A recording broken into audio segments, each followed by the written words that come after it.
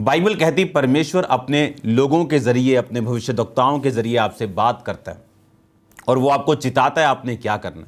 अगर आप इस दुनिया में अब माहौल देखें, जब लोग डरे हुए हैं, जब लोग इतना ट्रॉमा, इतना इतना डर, इतना कभी उन्होंने अपनी लाइफ में नहीं देखा। यहां तक कि जो 60 साल, 70 साल, 80 साल के बुजुर्ग हैं, उन्होंने भी कभी नहीं देखा। लेकिन मैं आपका ध्यान परमेश्वर की ओर लेके जाना चाहता हूं। बाइबल कहती नूह के टाइम में सेम ऐसा हो रहा था। बाइबल कहती लोग बिजी थे खाने में, खेलने में, यानी लुचपन में, व्यभिचार में, और बाइबल कहती धरती पाप से भर गई थी और परमेश्वर ने फैसला किया कि वो उसको खत्म करेगा जल प्रलय के द्वारा। लेकिन जल प्रलय के बाद परमेश्वर ने फैसला किया अब मैं जल प्रलय दोबारा नहीं भेजूंगा, लेकिन इसका मतलब ये नहीं कि वो दंड नहीं भेजेगा। अगर ये महामारियां ना आए, आपको कभी ये मालूम नहीं होगा कि बाइबल का ये वचन कि वो तुझे महामारी से बचाएगा आपकी लाइफ में सच्चा होगा। परमेश्वर ने ये नहीं कहा मैं तुझे पानी में नहीं जाने दूंगा, उसने कहा तू पानी में जाएगा दूसरे लोगों की तरह, लेकिन वो पानी तुझे डुबो नहीं पाएगा। आज जब आप यीशु मसीह को देखते हैं, मैं आपको अब आने वाला टाइम बताने वाला हूं, आज की मीटिंग में अब आने वाले दिनों में क्या होने वाला है। बाइबल कहती परमेश्वर ने आदम और हवा को बनाया, उन्हें इंस्ट्रक्शंस दी कि ये करना है और ये नहीं करना, और इंस्ट्रक्शन देने के बाद उन्हें अपनी फ्री विल पे छोड़ दिया, क्योंकि परमेश्वर कुछ भी आप पे थोपता नहीं। आज का वचन भी आप पे जबरदस्ती थोपा नहीं गया। मानना ना मानना आपकी जिम्मेवारी, और इसका रिजल्ट भी आपको उसी तरह से फिर लेना होगा। और बाइबल कहती हवा ने शैतान के बहकावे में आकर पाप किया और परमेश्वर ने औरत को श्रापित किया। आदम ने औरत की बात को माना, इसलिए परमेश्वर ने आदम को श्रापित किया, और इसीलिए औरत को हमेशा नीची निगाहों से देखा जाता रहा। आज का मेरा वचन का टॉपिक है राइज अप वुमेन। हे औरत, खड़ी हो और जाग। Rise up women. अगर आप देखें, औरत के दर्जे को नीचा किया गया। पुराने समय में परमेश्वर के, अगर आप बाइबल में वचनों में पढ़े तो परमेश्वर की प्रेजेंस में जाने का औरतों को कोई भी अधिकार नहीं था। उन्हें परमेश्वर के आंगन में जाने का अधिकार नहीं था। औरतों के लिए एक अलग आंगन तैयार होता था जहां पर वो बैठती थी। कारण था पाप जो हवा ने पहले किया और शैतान की बात को सुना, और परमेश्वर के द्वारा वो श्रापित हुई। जिस तरह मैंने आपको पिछले दिनों में बताया कि क्या होगा, कैसा टाइम आने वाला, फाइनेंशियली कैसा टाइम आने वाला, लोगों में कैसा टाइम आने वाला है आने वाले दिनों में, जब लोग एक वायरस की बीमारी की आने वाले दिनों में वेट कर रहे होंगे। एक स्किन का महारोग लोगों को दिखाई पड़ेगा, लेकिन मैं उस तरफ जाना नहीं चाहता। मैं परमेश्वर की मर्जी आपको बताऊंगा आने वाले दिनों में क्या है, लेकिन अब परमेश्वर की विल क्या है मैं आपको बताना चाहता हूं। अब अगर आप बाइबल पढ़ें तो आपने देखा कि वो औरत का अधिकार, उसकी जो वैल्यू थी, जो परमेश्वर ने आदम के समान बनाई थी, आदम के लिए बनाई थी, उन दोनों को अपनी मर्जी पूरा करने के लिए बनाया था, वो उसने खो दिया। और बाइबल कहती शैतान के बात को सुन के, पाप को करके, परमेश्वर के साथ अपनी सहभागिता को तोड़ के उसने अपने ऊपर श्राप वो लेके आई। अब अगर आप ध्यान से बाइबल को पढ़ें कि नए नियम में औरतें प्रेरित भी हैं। नए नियम में औरतें प्रेरित भी हैं। आप कहेंगे कि अगर औरतें प्रेरित हैं तो परमेश्वर ने औरत को क्यों नहीं चुना अपना प्रेरित होने के लिए? उसका भी एक कारण था। इमेजिन करो, परमेश्वर ने 10 आदमी प्रेरित होने के लिए और 2 औरतें चुनी हों, और वो इमेजिन करो जंगल में वो प्रार्थना करने के लिए जा रहे, तो लोग क्या सोचेंगे कि ये 10 आदमी, 11 आदमी 2 औरतों के साथ जा रहे हैं गलत काम करने के लिए। इसीलिए परमेश्वर ने उस समय अपने प्रेरितों में औरत को नहीं चुना। अगर मैं आपको क्या कह रहा हूं, अगर आप इंटरनेट देखें इस टाइम, जिस तरह नूह के टाइम में व्यभिचार टॉप पे था, इस टाइम इंटरनेट अगर आप खोलें, मैंने तो खोलना बंद कर दिया, आप देखो, अगर यूट्यूब खोलो, फेसबुक खोलो, हर जगह आपको लड़कियों की वीडियोस मिलेंगी। उनके कपड़े ऐसे हैं, आप उनके बॉडी का कोई भी अंग आप देख सकते हो कि ये कैसा है। ऐसे कपड़े उन्होंने बेशर्मी वाले डाले हुए। यही रीजन है कि आज दुनिया महामारी में, लोगों को शायद ये जजमेंट लगे, लोगों को शायद ये एक्सेप्ट ना करें वो, लेकिन यही रीज़न है, मैं आपको बता रहा हूँ, इस महामारियों का, इस पाप की वजह से परमेश्वर का क्रोध हमेशा देशों पर, लोगों पर भड़कता है। अगर आप इंटरनेट देखें तो आपको लड़कों से 90%, 10% लड़के, 1% लड़के और 99% आपको लड़कियां मिलेंगी इस व्यभिचार में, अलग अलग तरह की वीडियोस में, नंगी वीडियो, दुज्जी वीडियो, हर तरह की वीडियोस। क्यों? क्योंकि शैतान ये देख चुका है कि अब आने वाले टाइम में परमेश्वर लड़कियों को, औरतों को, वुमेन को प्रेरित के रूप में, प्रोफेटिस के रूप में, पास्टर्स के रूप में आप देखेंगे आने वाले समय में। मैंने आज से 15 साल पहले कहा था कि आपको बच्चे प्रीच करते देखेंगे, आपको दिखे। अब मैं आपको कह रहा हूं, बड़े बड़े मेगा जो चर्चेज हैं उनकी अगुवाई आपको औरतें करती हुई दिखाई देंगी। जो बड़े बड़े काम है परमेश्वर के, हीलिंग्स, डिलीवरेंस, प्रोफेटिक, आपको औरतें करती हुई दिखाई देंगी। चर्च को चलाना, अपोस्टलिक मिनिस्ट्री आपको औरतें करती हुई दिखाई देंगी। आप देखना आने वाले समय में। ये परमेश्वर का प्रोफेटिक प्लान है जो मैं आपको बता रहा हूं। आज मैं सिंपल आपके लिए एक टीचिंग लेके नहीं आया, मैं आपको एक प्रोफेटिक मैसेज देने के लिए आया हूं। उधर शैतान को भी मालूम है कि परमेश्वर का प्लान औरतों के लिए क्या है। बाइबल कहती, प्रभु यीशु मसीह को जब वचन दिया गया, बाइबल दी गई और लिखा अब तुम पढ़ो, क्योंकि किसी ना किसी को आराधनालय में पुस्तक दी जाती थी, वो उस पुस्तक में से वचन को पढ़ता था। प्रभु यीशु मसीह को जब वो वचन दिया गया तो परमेश्वर ने, आपको मालूम कौन सा वचन पढ़ा? परमेश्वर का आत्मा मुझ पर है, उसने मेरा सुसमाचार करने के लिए अभिषेक किया। ये उसने पढ़ा जो यशायाह में लिखा था। आप जानते आज कौन सा वचन आपकी जिंदगी में पूरा हो रहा है? आप जानते आज परमेश्वर का प्रोफेटिक वर्ड आपके लिए क्या है? भजन संहिता 68 उसकी 11 आयत को आप अपनी स्क्रीन पे देखेंगे। प्रभु आज्ञा देता है तब शुभ समाचार सुनाने वालियों की बड़ी सेना हो जाती है। फिर से पढ़ेंगे उसको। लिखा, प्रभु आज्ञा देता है तब शुभ समाचार सुनाने वालियों की, वालों की नहीं, सुनाने वालियों, ये स्त्रीलिंग है, मतलब ये औरतों के लिए लिखा। तब शुभ समाचार यानी गॉस्पल यानी गुड न्यूज सुनाने वालियों की बड़ी सेना हो जाती। अब ये वर्ड आपकी लाइफ में पूरा होगा।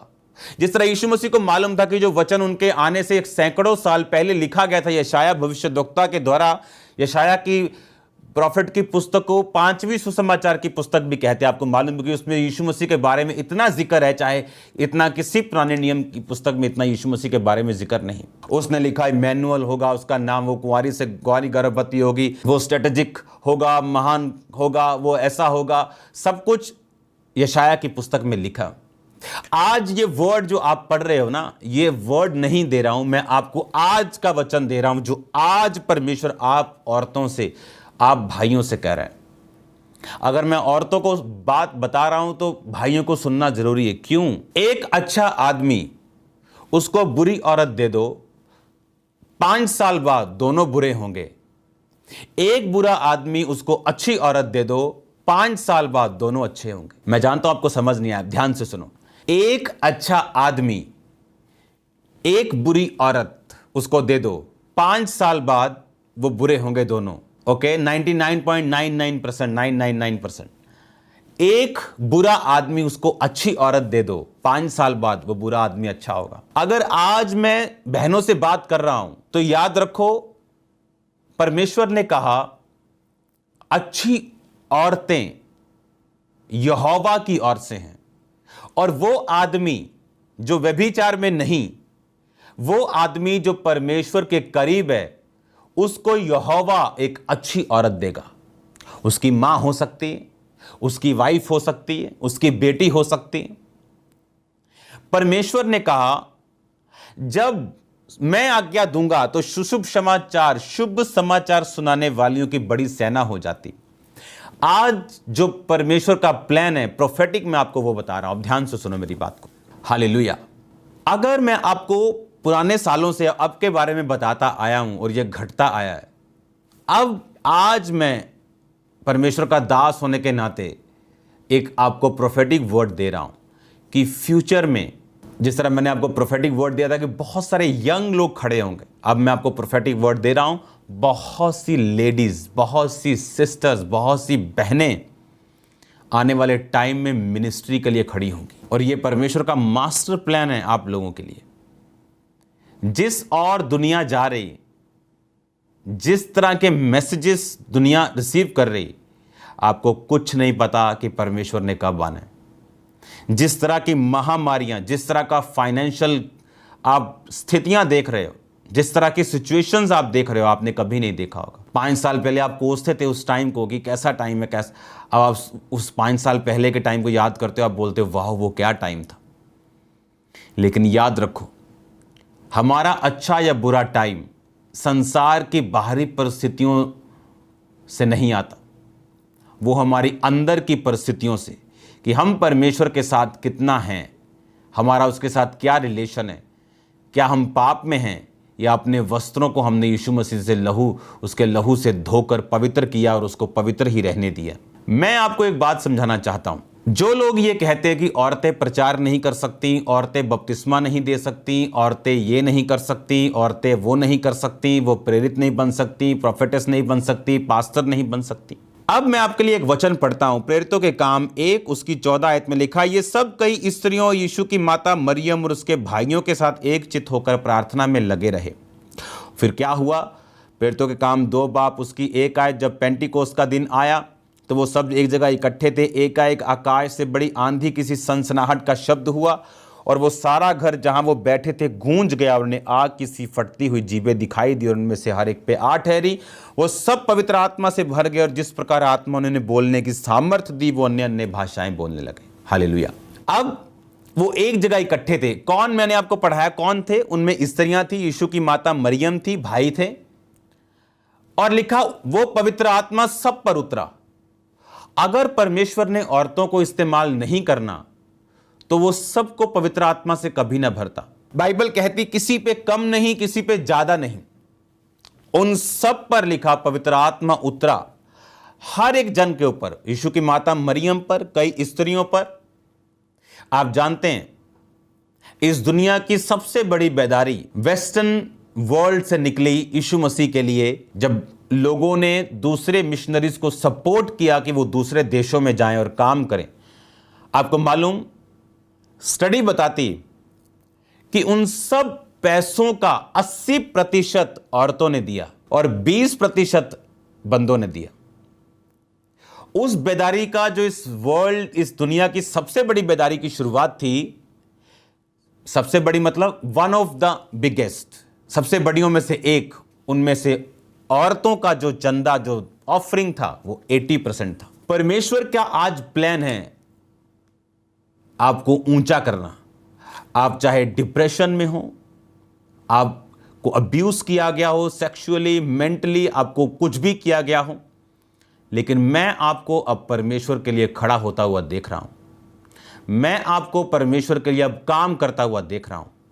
मैं आपको परमेश्वर का दास होने के नाते यह दावा करता हूं, प्रोफेटिक वर्ड आपको देता हूं कि आपका समय आ चुका जब परमेश्वर आपको ऊंचा करके आपको आदर देने के लिए जा रहा है।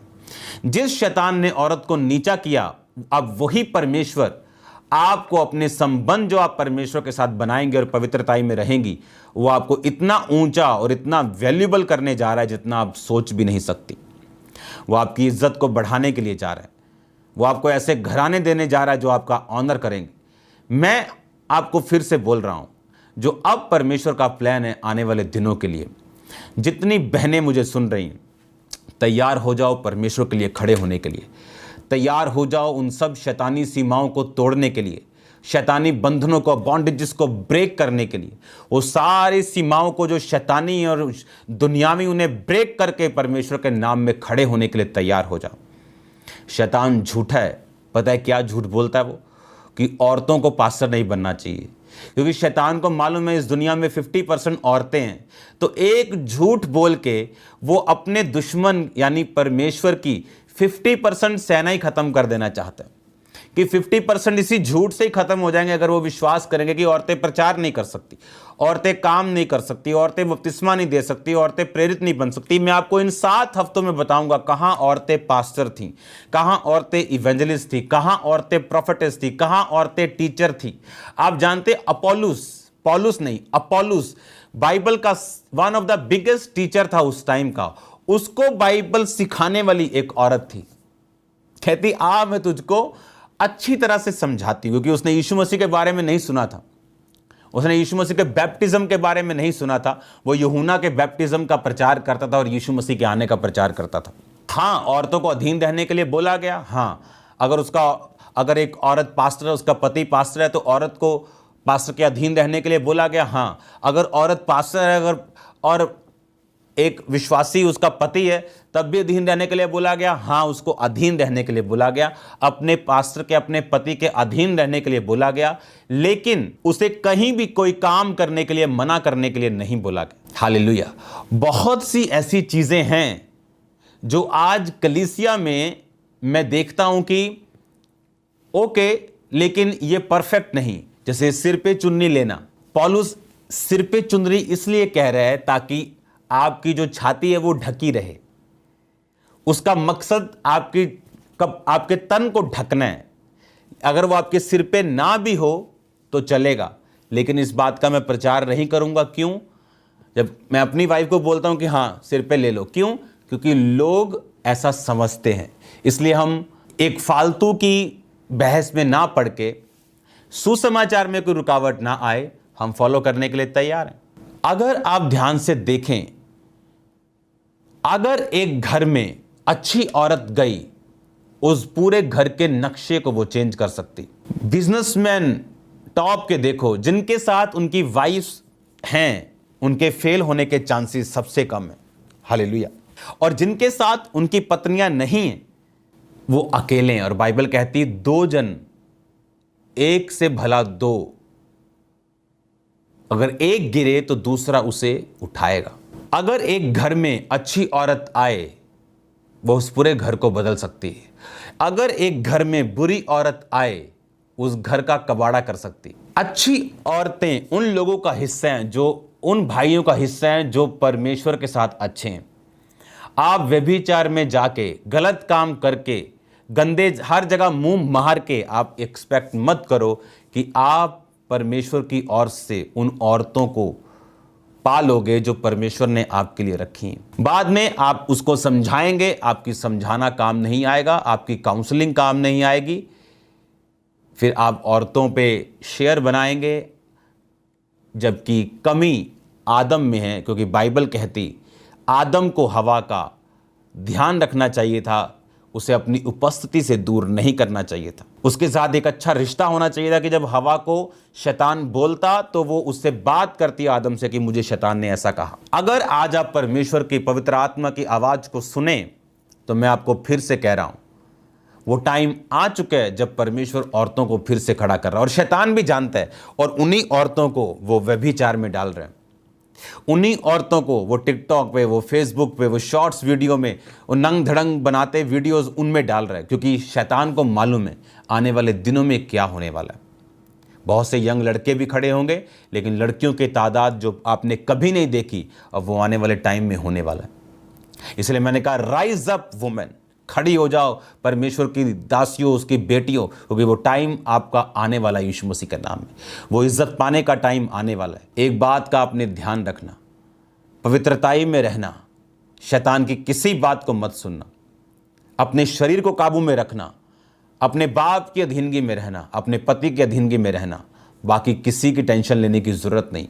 वो खुदावन आपको ब्लेस करने जा रहा है, वो आपको ऊंचा करने जा रहा है। अब जब पवित्र आत्मा इन पे उतरा, अगर परमेश्वर ने औरतों को यूज ना करना होता तो वो औरतों पे पवित्र आत्मा क्यों उतारता? अगर मुझे 100 लोग मेरे सामने बैठे हों और मैं चाहता हूं 50 को मैं ना भेजूं, और मुझे कुल्हाड़ियां देके उन्हें पेड़ काटने के लिए भेजना है, तो मैं 100 कुल्हाड़ियां क्यों खरीदूंगा? मैं अपना नुकसान क्यों करूंगा? मैं 50 खरीदूंगा, 50 को दूंगा। लेकिन अगर मैं चाहता हूं कि ये 100 काटें, तो मुझे 100 कुल्हाड़ियां खरीदनी पड़ेंगी, और मैं 100 की 100 लोगों को दूंगा।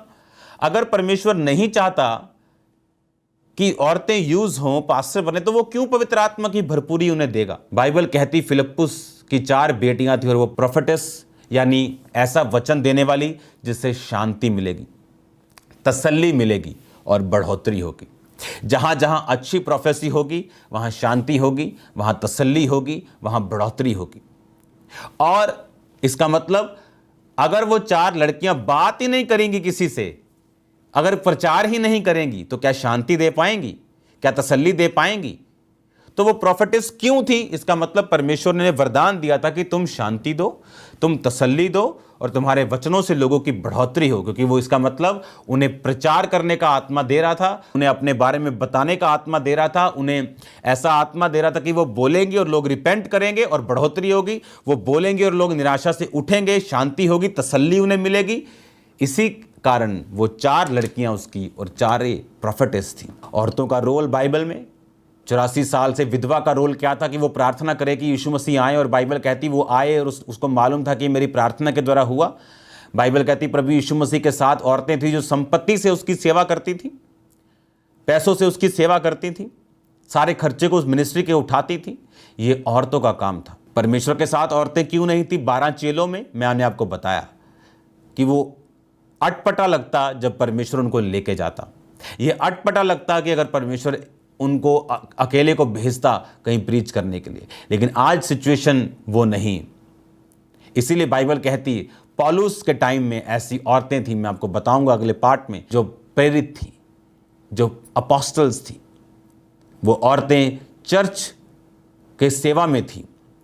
और आज परमेश्वर आपकी लाइफ में यही चाहता है। अपने आप को तैयार करो, क्योंकि जो इज्जत, जो सिक्योरिटी, जो ब्लेसिंग्स, जो पीस, जो फ्यूचर परमेश्वर की सेवा में, उसके कदमों में, उसकी पवित्रताई में, उसकी प्रार्थना और रोज़ों में, वो कहीं नहीं। आपको ब्रेकअप के लिए फिर रोना नहीं पड़ेगा जो आम औरतें रोती। आपको रिलेशनशिप्स के लिए डिसअपॉइंट नहीं होना पड़ेगा जो आम लड़कियों का, औरतों का हिस्सा है। और याद रखो, परमेश्वर ने कहा भली स्त्री कौन पा सकता है, क्योंकि उसका मूल्य हीरों से भी अधिक है। इसलिए मैंने कहा एक बुरे इंसान को एक अच्छी औरत दो, वो इंसान अच्छा बन जाएगा। एक अच्छे इंसान को एक बुरी औरत दे दो, वो इंसान बुरा बन जाएगा। सुलेमान अच्छा था, लेकिन बाइबल कहती है अन्य जाति औरतें जब उसकी ज़िंदगी में आई, एंड के दिनों में वो पाप में गिरा। और अगर आपने बहुत सारे टाइम में देखा होगा कि एक बुरे आदमी की ज़िंदगी में, जैसे नाबाल था, जब दाऊद ने गुस्सा किया, उसको मारने लगा, तो उसकी औरत गई और उसको मारने से उसको रोका। बाद में नाबाल अपनी मौत मरा, वो अलग बात है, लेकिन एक अच्छी औरत की वजह से बाइबल कहती वो मूर्ख इंसान भी बना रहा। तैयार रहो परमेश्वर के बड़े कामों को करने के लिए, क्योंकि यही परमेश्वर आपकी ज़िंदगी में चाहता है। इसलिए शैतान आज वुमेन्स पे अटैक कर रहा है, व्यभिचार का अटैक कर रहा है, अब्यूज़ कर रहा है, उनको रेप्स कर रहा है उनके। क्यों? क्योंकि वो जानता है कि आने वाले दिनों में क्या होने वाला है। आप एक बड़ी बेदारी का हिस्सा बनने जा रही हैं। आप चर्चिस को चलाएंगी, मैं देख रहा हूँ। आप बड़े बड़े काम करेंगे, आप प्रोफेटिक मिनिस्ट्री में होंगी, अपॉस्टलिक मिनिस्ट्री में होंगी। हीलिंग करते हुए बहुत सी बहनों को देख रहा हूँ जो आने वाले दिनों में आपको खड़ी दिखेंगी परमेश्वर में, हीलिंग करती हुई, डिलीवरेंस करती हुई, पावरफुल प्रीच करती हुई। आप जानते हैं यीशु मसीह जब क्रूस पे था, कोई चेला उसके साथ नहीं था, पर औरतें उसके साथ थी। फिर एक चेला यूहन्ना उसके साथ था, बाद में आया। सबसे पहला यीशु मसीह को जी उठने के बाद किसने देखा? औरत ने। सबसे पहले यीशु मसीह के जी उठने का प्रचार किसने किया? औरत ने।